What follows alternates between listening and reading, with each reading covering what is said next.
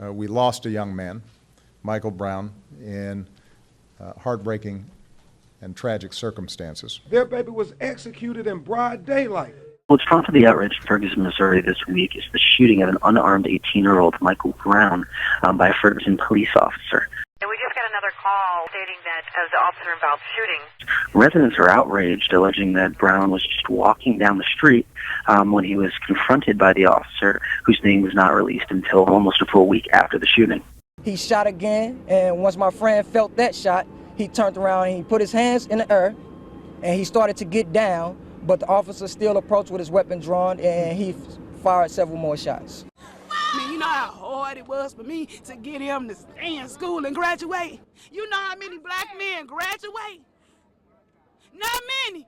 We want not even the appearance of impropriety. Many residents here on the ground believe the black people here are unfairly targeted and not treated fairly by police.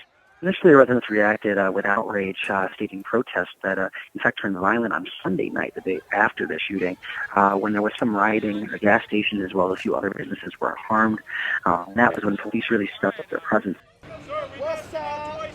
We saw large vehicles, large weapons, tear gas was deployed, beanbags were deployed, as well as rubber bullets, bullets that are wrapped in a rubber coating. Non-lethal weapons were deployed on protesters and journalists. Seriously? There have been some outside leaders that have surfaced here in Ferguson, including the Reverend Al Sharpton. To become violent in Michael Brown's name is to betray the gentle giant that he was.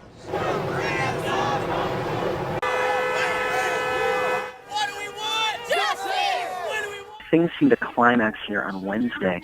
The morning began with a massive protest outside the government buildings. We're here for justice for Michael Brown. Let's grab our stuff and go.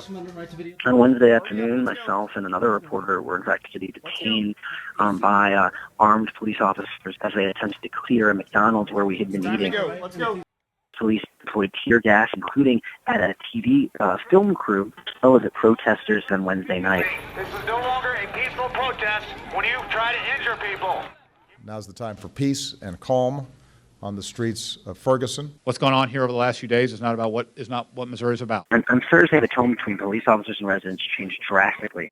New commander, Ron Johnson of the Highway Patrol here, was placed in charge of dealing with crowd control. He marched in a march last night as a show of solidarity. Last night was a night of peaceful protest. I described it almost as a carnival or pep rally. The officer that was involved in the shooting of Michael Brown was Darren Wilson. During the morning press conference, police officers, through their statements and documents they provided to members of the media, seemed to imply that the shooting was linked to the fact that Brown was a suspect in an earlier robbery. However, in a later press conference, local police officials made it clear that the officer was not aware of Brown's status as a suspect when he first encountered the young man walking down the street.